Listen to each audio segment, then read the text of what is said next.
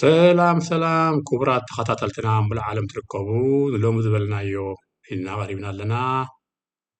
ኣብ ርእይቶና ተኸታቲልኩም ትረኽብዎ ጌጋ ዝበሃል ኣወንታዊ እወንታዊ ወይ ከዓ ክእረም ክውስኽ ኣለዎ እትብልዎ ከዓኒ እዚ መራኸቢ ብዝሃና ብፀጋ ዝቕበሎ እዩ እንሆ ሎሚ ንኣኻትኩም ኢልና ነቕርቦ እውን እንተደኣ ተመቺኩም እንተደኣ ገለ ፍረታት ረኺብኩምሉ ሳብስክራይብ ሸር ላይክ ከይረሳዕኹም ሓሳብኩም ትብሉ ንላቦ ምስ ውሽጣዊ ጉዳያትና እውን ዝምልከት እዩ እዚ ናይ ሎሚ ናይ ውሽጣዊ ጉዳያትና ኢልና እነምፅኦ ወልካ ናይ ኣጋጣሚ ይኮነን ግዜ እውን ወሲዱ ቀልጢፍካ ስታይ ክወሃበሉ ዝግብኦ ነይሩ እዩ ኣሰላልፋ እቲ ናይ ቀጠና ዝበሃል ቀጠና እኳ ዞናዊ መልክዕ ዘለዎ ፖለቲካዊ ኣሰላልፋን ምቅያራቱን ዘምፅኦ ንዓና እውን ኣዝዩ ፀልዩና ኣብ ሓድሓድና ጌጋ መረዳእታ ወይ ከዓኒ ሃናፅ እንብሎ ሓሳባት እንብሎ ብምውርዋር ኣብ ክልተ ተቃራኒ መንገዲ ዝኾነ ንኸይድ ዘለና ምእራሙ ድማ ቀሊል እዩ ኢልና ኢና ንሓስብ እንሆ ጅምር ክነብል ከለና ክንጅምር ከለና ካብቲ ተመክሮታት እንዳመላእና ኢና ክንናበብ ምክትታል ክበቦቱ ይኹን ደለይቲ ፍትሒ ደንበ ተቃውሞ ወይ ከዓ እንተቃለስቲን መሰረታዊ ለውጢ ዝብል ስያሜታት ብምቕራብ ከም ሓደ ውሁድ ምዱብ ኣቀላልሳ ጌርካ ብምውሳድ ከም ልሙድ ተወሲዱ ክንቃለሰሉ ፀኒሕና ኢና ኣብዚ ዝእከብ ዘሎ ህዝቢ ዝበዝሕ ኣብ ተፈላለያ ፖለቲካዊ ውድባት ዝፀንሓ ኮይነን ኣብዘን ተፈላለያ ኣወዳድባ ዘለዎን ብዙሓት እውን ዝበዝሓ ውድባት እውን ዳርጋ ካብ ህጊ ደፍን ደለይቲ ለውጥን ዝሰፍሕ ፖለቲካዊ ፍልልያት ዝነበረንን ዘለዎንን ውድባት ዳርጋ ኩለን ክበሃል ይከኣል እቲ ካሊእ ሰብ ብዙሕ የስተውዕለሉን ንሱ ጥራይ ዘይኮነ ናይ ርዕዮተ ዓለም ፍልልያት እውን ኣለወን ኣብ ዘተሃናዝዋ ከለዋ እየን ከዓ ዝበዝሓ ውድባት ኣብ ኢትዮጵያን ሱዳንን ካብ ቀደም ኣትሒዘን ስማዊ ቤት ፅሕፈታት ብምኽፋት ንብዙሕ ዓመታት ቃለሳ ፀኒሐን ብዙሕ ኣወንታዊ ነገራት እኳ ቃለሳ እንትፀንሓ ፍርያቱ ግን ኣብዚ ናይ መጨረሻ ንሪኦ ዘሎ ኮይኑ ምክንያቱ ብጌጋ ፖለቲካዊ ኣካይደን ጥራይ ዘይኮነስ ባዕሉ እቲ ናይ ኣቀላልሳን ናይ ኣሰላልፋ ፖለቲካዊ ቀርኒ ኣፍሪቃ ዘምፅኦ ጉዳያት እውን ግምት ክንእቱ ኣለና ኣብዚ ቃልሲ እዚ ብዕሊ ክረአ ዝግብኦ ምሁራት ዓበይቲ ዓዲ መንፈሳውያን ብተናፀልን ንኡስ ጉጅለታትን ብንፅህና ሓሳባቶም ከካፍሉና ፀኒሖምን ኣለውን ካብዚ እኩብ ተመክሮን ናይ ገዛ ርእሱ ሕራንን እተላበሰ ሓይሊ መንእሰይ ነጎዳ ዝኾነ ህዝባዊ ማዕበል ብምልዓል ህጊ ደፍ ይኹን ደንበ ተቃውሞ ንባዕሉ ነናይ ባዕልቶም ስክፍታታት ፈጢሮም ብፍላይ ህጊ ደፍ ኣብ መዋእሉ ከምኡ ዓይነት ተባዕ መኸተ ኣጋጢምዎ ስለ ዘይፈልጥ ብራዕዲ ተዋሒጡ ዝሕዞን ዝጭብጦን ስኢኑ እታ እንኮ ተመክሮኡ ነብሰ ገዳያት ልኢኹ ጥራሕ ከዕርፎ እያ ነይራ ተዓድሉ ፈቲንዋ ዋጋ እውን ወሲዶም ከምኡ እንከሎ እዩ እምበኣር ብዓለባ ተጠቕለለ መርዚ ሒዞም ስማዊ ዕርቂ ኣብ መንጎ ስርዓታት ህጊ ደፍን ጉጅለ ኣብይን ኣሕመድን ብምኽሳቱ ከይኣክል ኣህጉራዊ ኣሳሰይትን ተሓዊሶሞ ኣብይ ኣብ ኖርዌይን ጅዳን ናይ ሰላም ተባሂሉ ዝተሸላም ተባሂሉ ከክንዲ ግላዕ ዝኣክል ሓፃዊን ወርቂ ኢሎም ኣብ ክሳዱ ኣንጠልጢሎም ልቢ ንበል ድሕሪ ሕፀ ኣስመራን ቃል ኪዳን ኣዲስ ኣበባን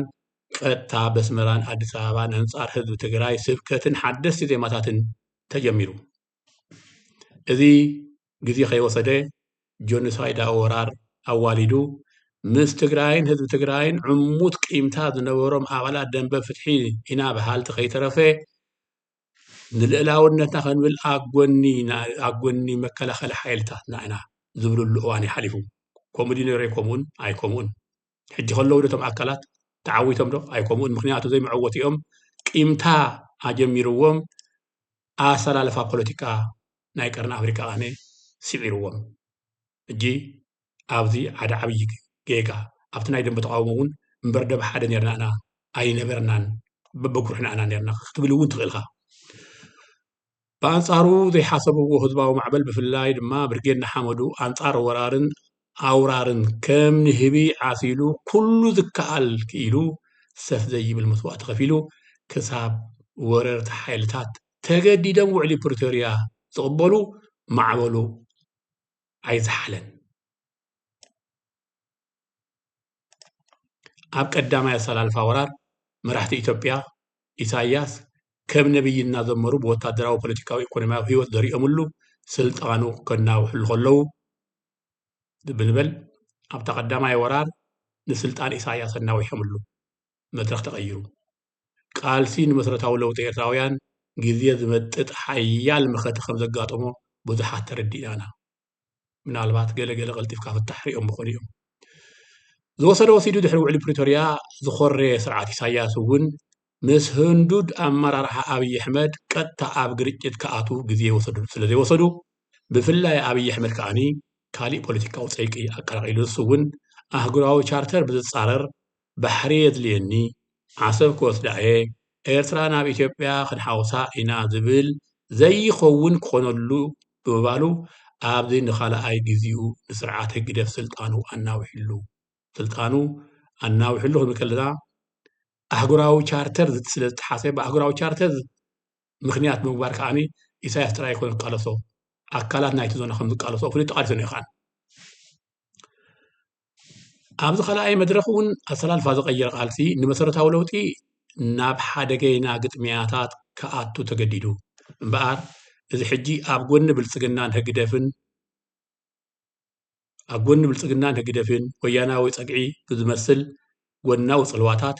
ሓድሓዱ ክፀራረፍ ክውዕል ከሎ ንሱ ከይኣክል ካብ ኣንደበትን ስነ ምግባርን ተጋሩ ዘይንፅበዮም ሓድሓድ ተፃረፍቲ ወነንቲ ማሕበራዊ መራኸቢታት ከዓ ሕሉፋት ተጣበቕቲ ህግደፍ ኮይኖም ዕዳጋ ክወርዱን ብኣንጻሮም ተጣበቕቲ ብልፅግና ብዝመስል ግብረ መልሲ ኤርትራውያን ከዓ ናይ ብሓቂ እዚ ፖለቲካ ዝጎስጓስ እዚ እምበር ድኸ ናብ ዝብል የተሓሳስበካ እዩ أره حلف حلفهمس ويانا حالتات مكلخال تقرأين من عاس كتر خلخان زيادة يكرمكا أبزي كولو زدلي صمدو نبين ويانا تدي أفن كالي يوم شعبيان بلسقنا كان كالي يوم ببين مقاقلكا حاساكو وحاولي كال تتنكقنا كن ما بيغن كللنا فلذي بسمعيت مانم ترفافيو تخيلو خامدك أفتسيسو إلو أفيسو تلتفو كليلو وندا بلد خيد له بوليتيكا يخسرنا إذا بحكي إتي بتحدن بغلت جنبارات مسيلو نسخانا إثيوبيا وكل كوين خان نسخابانا هيجده وكل كوين خان تبع هذا ذوق على الله حيل ذوق على الله حيلو يخسرنا يخسوا له وي بفلاي كام محبرة ومرة خبا قال لك مرة خبيتات باقل لنا تفسين هذا بحالوس نايب حكي ناب حدا كن يخونتات زمر ريح قالتات كسانا ضرورة الغلقة يعفريو بتيخون بخالق على تاو قالتات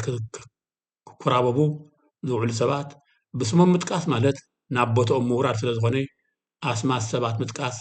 أي مرتين جين أكلت قالستي يخونو شعبيا ددقفو تقارو كلهم بوليتيكاوي سنتهم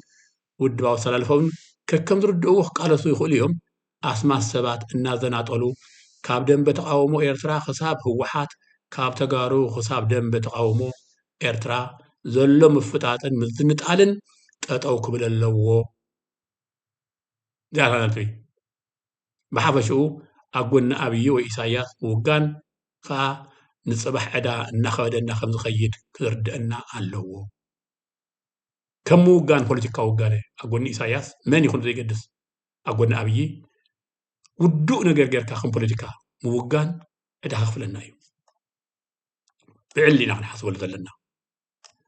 إذا ملفتي بحافشون إرتاويان كوينو في اللاي كا نتو من صار ديكتاتور هيك دفن مسرتها ولو كتقالسون دصنحكم بملؤكم حاضركم أنصار كل التوررتي نخل دارجا خلنا أبغون حزب إرترا زلنا وشتاو جنانا كل الساعة ኣቦትኡ ከም ዘሎ እዩ ዝርዳእኒ ዓብይ ምክንያት ከዓ ኣለዎ ምእንቲ ህዝቢ ትግራይ ምውጋን ማለት ስለ ሓገዝ ስለ ድምፂ ስለ ሰብኣዊ ርህራሄ ከም ዘይኮነ እንታይ ደኣ ስለ ኩሉ መበቆል ታሪክ ዕብየት ባህሊ ልምዲ ነዚ ዝጠመረ ስለ መንነትና እዩ ስለ ዝኾነ ልቢ ዘይብሉ ልቢና ይቕርታ ልቢ ዘይብሉ ልብና ከይውዐና ልቡ ክንወቅዖ ልብና ንፈውስ እያ መልእኽተይ ኣብዚ ማሕበራዊ መራኸቢ ከም እንከታተሎ እቶም ህግደፍ ንምውዳቕ ሰሚርኩም ሓቢርኩም ኣብ ሙሉእ ዲያስፖራ ኣፍሪቃን ህግደፍ ረዝረዝ ክተብልዎ ዓለም ተደንቑ ዝነበረን ኣብ ጎኒ ውፅእ ሓውኩም ህዝቢ ትግራይ ኩሉ ዝከኣል ዘበለ ክሳብ ናይ ህይወትን ስንክልናን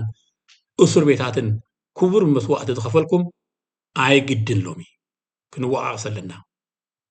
ቁሩብ ናብ ኣሰላልፋ ምቅያራት ተኸሲቱ ብኡ መጠን ከዓ ፖለቲካዊ ባህርያት ዘምፅኦ ናይ ሓሳብ ፍልሊ ብፍላይ ነጠፍቲ ማሕበራዊ መራኸቢታት ሃናፂ ዘይኮነ ናይ ቃላት ምውርዋር ንዕዘብ ስለ ዘለና እዚ መልእኽቲ እዚ ፅሊልኩም ትከታተሉና ኣብ ሓሳባትኩም ድማ ዳግመ ርእይቶ ክትገብሩ ንምልባው ዝኣክል እዩ ካብን ናብን ዝወራወር ዘሎ ውግእ ዋንጭፍ ነቲ ውህሉል ተመክሮ ቃልሲ ዝዘርግ ኮይኑ ይረኣየና ስለ ዘሎ ሕሉፍ ሓሊፉ ክሳብ ውግንናታት ናብ ግደፍን ብልፅግናን ዝፀሉ ብዘስምዕ ውግእ ናይ ቃላት ክስማዕ ውዒሉ ሓዲሩ ስለ ዘሎ ካብዚ ስኽን ኢልና ክንሓስብ ይግበአና ዝብል መልእኽቲ ኣለኒ ኣዲስ ኣበባ ዘለዉ ተቓለስቲ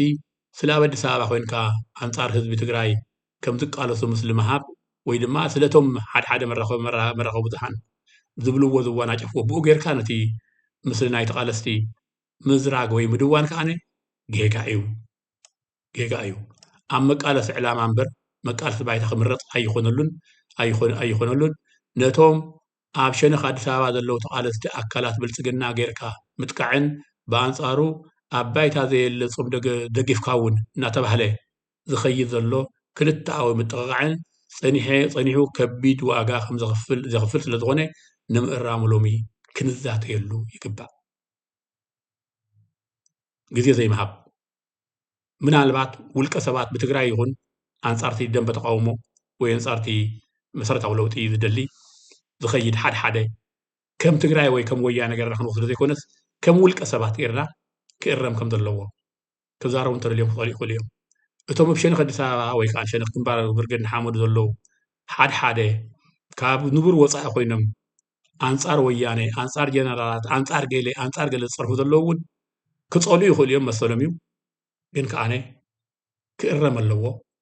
ሎሚ እትዛረቡ ሕማቅ ቃላት ፅባሕ ምእራሙ ሕማቅ እዩ ጌጋ እዩ ቃልሲ እውን ይሃሲ እዩ እዚ ኢልና እቶም ተቓልሲ ቀፃሊ ንኸውን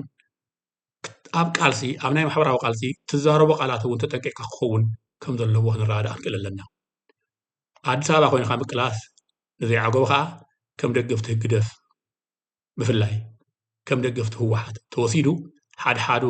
ክሻናበብ ከሎ ሓቅነት ዘይብሉ ኮይኑ በዚ ምክንያታት ነቲ ውህሉልን ዕቁርን ሃብታም ተመክሮ መሰረታዊ ቃልሲ ደንበ ኤርትራውያን ከይዘርጎ ኣዝዩ የሰክፈና ስለ ዘሎ ኢና ሎም ሓሳባትና ንብዘልና ንዕኡ ዝስእሉ እውን ብፍላይ ሓደ ውልቀ ሰባት ክተሃላለኹ ከለዉ ክስተውዓል ከሎ እዚ ጉዳይ ግድን ክሃድእ ኣለዎ ናብ ዝብል መደምደምታ ይመርሐና ስለዚ ብእዋኑ ምምኻር ዘተን ግድን ክሃድእ ዝኽእል ኣለዎ ንብሎ ክነህድኦ ናብ ዝብል መደምደምታ ይወስደካ ንህዝቢ ኤርትራ ህዝቢ ትግራይን ክልተ ናይ ሓባር ፀላእቲ ጥራሕ እዮም ዘለዎም ያ ንራዳእ ምስልኒ ንህዝቢ ኤርትራን ህዝቢ ትግራይን ክልተ ናይ ሓባር ፀላእቲ እዮም ዘለዎም ክልቲኦም ከዓ ወረርቲ ክልቲኦም ኣብ ርእሲ ህዝቦምን ኣሓት ህዝብታትን ሕሱማት ጀኒሳይደርስ ልዕሊ ስርዓታት ብልፅግናን ህግደፍን ከምኡ እውን ጂኦፖለቲካዊ ረብሓታት ከረጋግፁ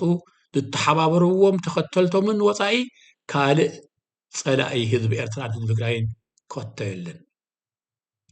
ልዕሊ ህግደፍን ልዕሊ ብልፅግናን ንህዝቢ ኤርትራን ንሓው ዝኾነ ህዝብታት ኤርትራን ትግራይን ፀላእ ኣለዎ እንተኢልና ምናልባት ካብ ንብሮ ወፃኢ ንኸይደልና ማለት እዩ ወረርቲ ጥራይ ዘይኮኑ እንዲኣቶም ብዝፈፀምዎ ዘይጠዓሱ ዳግመ ርእይቶ ዘይብሎም ናይ ነዊሕን ወቕታውን ሕሱማት ጀኖሳይደርስ እቲ ካልእ ፅልዋታት ጀኖሳይደርስ ዝዘርኡ ውሽጣዊ ምትእትታው ዘምፅኦ ምድኻም ብቐሊሉ ዘይግመት ኮይኑ እንኮ ፍትሑ ውሽጣዊ ጉዳያት ዝምልከት ኮይኑ ከዓ ኣብ ውሽጣዊ ጉዳያትካ ፍታሕ ባዕልኻ ምድላይ ንነብስኻ ኣቦ ነብሳ ባዕልኻ ምዃን እዩ ምናልባት ብሸነኽ ፅምዶ መሲልካ ካሊእ ፖለቲካዊ ረብሓታት ካሊእ ውልቃዊ ረብሓታት ከካይዱ ደልዩ ነቂስካ ምውፃእ እዩ ብሸነኽ ብልፅግና ኣለኹም ተባሂሎም ደንቢ ተቃለስቲ ንፁሃት ተቃለስቲ ናይ ብልፅግና ኣካላት እዮም ኢልካ ምኽፋእ ብሓፈሽኡ ብኸምኡ ምፍራጅ ጌጋ ኮይኑ ውልቀ ሰባት ትብልዎም ብመፅናዕቲ ትፈልጦም ነገራት ኣለኹም ናይ ጥቕሚ እሱራት ምዃኖም ናይ ገንዘብ እሱራት ትብልዎም ሰባት ተልዮም ኮይኖም ከምቲ ኣብ ማሕበራዊ መራኸቢ ዝሰምዖ ነቂስካ ምውፃእ ፅቡቅ እዩ ስለዚ ካሊእ ኣብታ ናይ ፅምዶ ትብል እውን ንእሽተይ ክሓውስ እየ ኩራ ተኸታተልትና ንሕና ኤርትራን ትግራይን ዝበሃል ዘሎ ሓው ህዝቢ ብፅምዶ ክላገብ ኣይኮነን ብፅምዶ ምልጋቡ ብፅምዶ ምልላዮ ማለት ንዕቀት ወይ ከዓኒ ድፍረት ነቲ ህዝቢ እዩ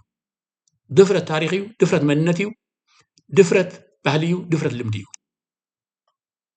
ሓደ ህዝቢ ካብ ጥንቲ ልዕሊ 1000 ዓመታት ዝፀንሐ ህዝቢ ኣብ ሓደ ኣጋጣሚ ዝተፈላለየ ህዝቢ ፅምዶ ኢልካ ከተዛምዶ እዚ ድፍረት እዩ ሓደ ህዝቢ ፅባሕ ብፅምዶ ምፃዮ ብልፍንቲ ምፃዮ እቲ ህዝቢ ንሱ እዩ እቲ ናይ ቀደም ንሱ እዩ እቲ ናይ ሎሚ ንሱ እዩ ስለዚ ብዛዕባ ፅምዶ ገይሮም ኢልካ ዓብይ ኩራ ዓብይ እንተኣሽሙ ዝረአ ዘሎ ብወገን መራሕቲ ይቕርታ ብወገን መራሕቲ ብወገን ይቕርታ ብወገን ተቃለስቲ መሰረታዊ ለውጢ ጌጋ ብዝነኣሰ እዩ ዝግለፀና ዘሎ ብዝነኣሰ እዩ ዝግለፀና ዘሎ ምናልባት እስክንድርያ እዛ ፅምዶ እዚኣ ፅበሃል ዘላ ኣስቤዛ ተእቱ እንተኮይና ዓዲግራት ተብፅሕ እንተኮይና ዓዲ ቀይሕ መንደፈራ ዓድዋ ተብፅሕ እንተኮይና ተረባብዕ እንተኮይና ንኩሉ እኳ ተዘይርብሐት ነቲ ቀረባ ዘሎ ተርብሖ እንተኮይና ኩሉ ብሓንሳ ኣይጥሜ እስኪ ተርብሖ እንተኮይና በኣ ንእሽተይ እዚኣ ግን ንእሽተይ ኣዝያ ንእሽተይ እያ ኣብ ወታደራዊ ምስልላፋት እንተኮይኑ ብፅቡቅ ክንርድኦ ኣለና ሎሚ ክልተ ዓበይቲ ሃገራት ብሓደ ሓቢረን ይብላ ፅባሕ ከዓ ነንሕድን ብረት ሰፊ ማዘዛ እዚ ፖለቲካ ጠቕሚ እዩ ከመይ ጌርካ ትገጥሞ ብቃልሲ ብጥበብ ብብልሓት ካ ትገጥሞ እምበር ኣብ ማዕረ ኮይንካ ብፌስቡክ ተፀራይፍካ ፌስቡክ እናለጥፍካ ኣይኮነን ጀነራል እከለ ወዲ እከለ ኢልካ ኣካፊእካ እተርብሖ ፖለቲካ ከምዘየለ ተረዲእና ክቡራት ተኸታተልትና ቃልስና ነዊሕን መሪርን ሕጂ እውን